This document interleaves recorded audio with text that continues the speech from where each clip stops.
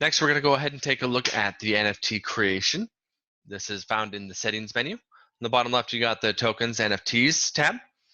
Once you're here, you go ahead and are able to, under sign up, create an NFT account by entering your email address, username, phone number.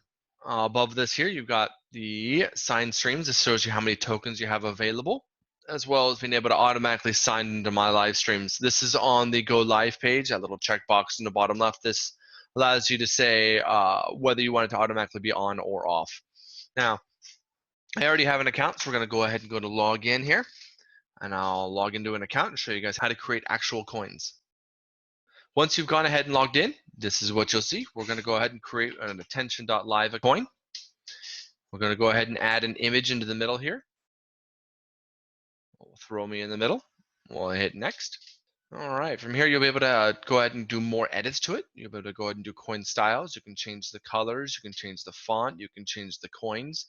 In this case, if you want to go ahead and make the background color black, we can go ahead and do that. We'll make the coin color red. Why not red? No, teal looks great. We'll go with that. Go ahead and hit next.